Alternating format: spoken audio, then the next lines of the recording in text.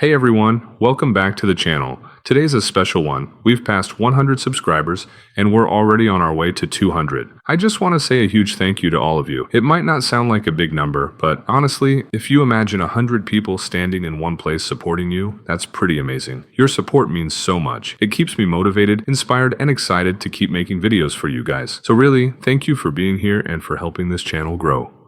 Alright, that's enough talk. Let's jump into today's video.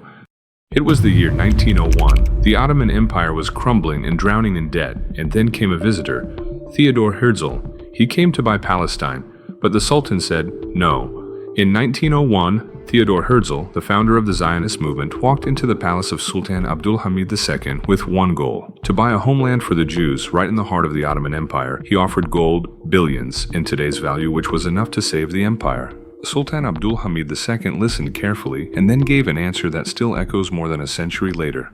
By the end of the 19th century, the balance of power in the world had changed dramatically. The Ottoman Empire still ruled vast lands, be it from Arabia to the Balkans, but its power was fading. Decades of wars, foreign loans, and political pressure had left the empire weak and in debt. In Istanbul, Sultan Abdulhamid II fought to save what was left. He built railways, schools, and communication lines. He believed unity under Islam could hold the empire together. But outside the empire, a new storm was rising. Across Europe, great powers were expanding, carving colonies, drawing borders, and spreading influence. And in those same cities, Jewish communities were facing growing hatred and persecution. Pogroms in Eastern Europe forced thousands to flee their homes. The dream of a safe homeland began to grow stronger with every act of violence. In the middle of this changing world stood a man with a pen, Theodor Herzl, a journalist in Vienna. Herzl watched as hatred grew around him. In the heart of Europe, people who had lived there for centuries were suddenly treated as outsiders. He saw courtrooms filled with injustice and streets filled with anger, and he began to ask himself a painful question: if we cannot live in peace here, where can we live? In 1896, he wrote a small book that carried a huge idea: the Jewish state. In it, Herzl declared, "We need a homeland, safe, free, our own."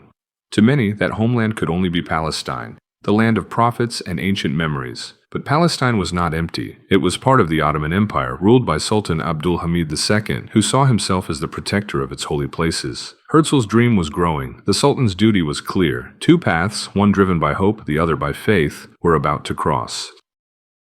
While Herzl's dream spread through Europe, the man who ruled Palestine saw things differently. Sultan Abdulhamid II, the Caliph of Islam and ruler of the Ottoman Empire, carried the burden of a dying empire on his shoulders, yet he never abandoned his sense of duty. He was a man of faith, intelligence, and quiet strength. To him, Palestine was not just land, it was a sacred trust, an amana, passed down from his ancestors, protected by the blood and prayers of those who came before.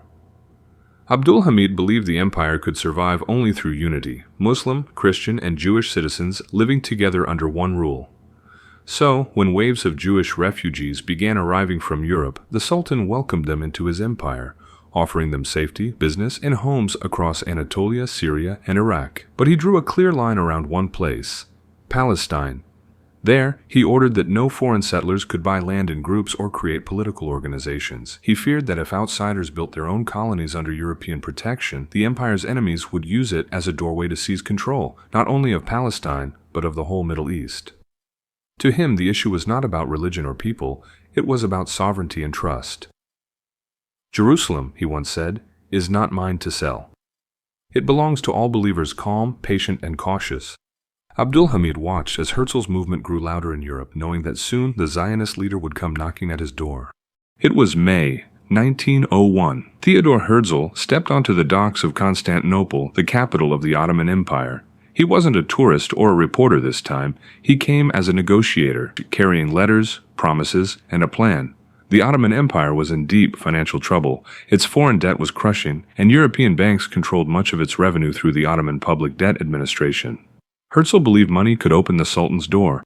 He had already contacted advisors close to the throne, men like Philip de Newlansky, Arminius Vambery, and several influential diplomats in Istanbul. His message to the palace was direct. The Zionist movement would raise millions of pounds, enough to ease the empire's debts, in exchange for a charter to settle Jews in Palestine under Ottoman authority. The plan included the creation of a Jewish Ottoman land company supervised by the state, which would buy and lease land legally and help modernize the region. For an empire desperate for funds, the offer looked practical. Some officials advised the Sultan to consider it. Others warned that foreign settlers could bring European interference right into the heart of the empire. As Herzl waited in the Para Palace Hotel, he recorded every move in his diary, the meetings, the delays, the hope that he was close. Days turned into weeks of cautious negotiation. Ottoman ministers studied his proposal line by line. They understood the potential money, but also the political risks. In mid-May, a message finally reached Herzl. The Sultan would receive him at Yildiz Palace. On the morning of the audience, Herzl dressed formally, black coat, medals, and gloves. He was escorted through guarded gates, past fountains and marble halls, into the presence of the Caliph of Islam. Around them, Istanbul was silent, waiting to see if the journalist from Vienna could strike a deal that might change the empire's future.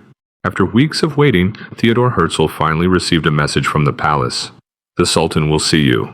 He was escorted by palace officials through the gates of Yildiz Palace, the political heart of the Ottoman Empire. Few men from Europe ever stood before Sultan Abdulhamid II. The Sultan was known for his discipline, his caution, and his ability to read people instantly. Every movement in that room, every word, carried weight. When Herzl entered, he bowed deeply. The Sultan, seated on a modest but regal chair beneath a green banner of the Caliphate, motioned for him to speak. Herzl presented his plan clearly and confidently. He offered to use the resources of the Zionist movement to help stabilize the empire's crumbling finances. He explained that European Jews were ready to invest millions to pay off the Ottoman public debt, to build railways, schools, and modern towns in Palestine. He promised that the Jewish settlers would remain loyal to the Ottoman crown and would develop the land under the Sultan's authority. It was an ambitious and well-prepared offer, one that had already been studied by Ottoman ministers before this meeting. The Sultan listened in silence. He did not interrupt. He looked directly at Herzl, his expression calm but unreadable. When Herzl finished, the Sultan paused for a moment. Then, in a low, steady voice, he gave his reply. He said, "I cannot sell even a single inch of this land. It does not belong to me. It belongs to the Muslim nation. My people won it with their blood, and it will be lost only with their blood." Abdulhamid explained that he could not grant a charter that might lead to a foreign-controlled colony inside his empire. He understood the pain of the Jewish people, but Palestine, he said, was a trust, a mana, not a property to trade. Herzl was stunned. The Sultan's words were polite, but final. There would be no negotiation, no compromise. As palace officials escorted him out, Herzl walked down the long corridors of Yildiz Palace in silence, his mind turning between disbelief and respect. Outside, the gardens were quiet. The air was heavy with the sound of distant prayers from the mosques of Istanbul. That day, no document was signed, no agreement made, but something far greater had taken place. A clear moment in history when two visions for the future of Palestine met and parted forever. Herzl left the palace without a charter, and the Sultan's words would stay with him for the rest of his life. When Theodor Herzl left Yildiz Palace, he knew the answer would not change. The Sultan had refused his offer, politely but firmly. In his diary that night, Herzl wrote that he had met a wise and cautious ruler, one who would not give away what he believed was sacred trust.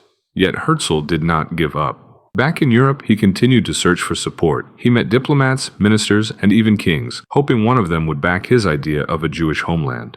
After the failed Ottoman attempt, Herzl turned his attention to Britain. He proposed settlements in Sinai, Cyprus, and later East Africa, though none were accepted. In 1904, just 3 years after his meeting with the Sultan, Herzl died in Vienna at the age of 44, believing that one day his dream would still come true.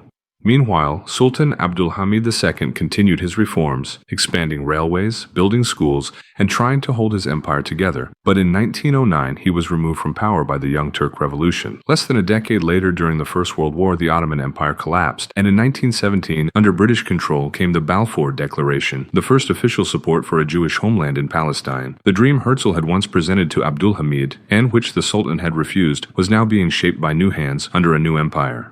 After the death of Sultan Abdulhamid II, there was no other ruler strong enough to hold the empire together. Within a few years, the Ottoman Empire collapsed under the weight of war and division. By the end of World War I, its lands were divided among European powers, and the age of the Caliphate was over. 4 decades later, in 1948, the State of Israel was declared. The dream that Theodor Herzl had once brought to the Sultan finally became reality, but under very different hands and a very different world. In the heart of the Middle East, a new state was born, and a new conflict began. The question of Palestine, once refused by a sultan, became the center of one of the longest and most painful struggles in modern history, a conflict that continues to this day. One man withstood the pressure of nations and said no when the world expected yes. Do you think Sultan Abdulhamid's strength protected his faith and people, or did history leave him standing alone? Comment your honest opinion below, and make sure to like, share, and subscribe.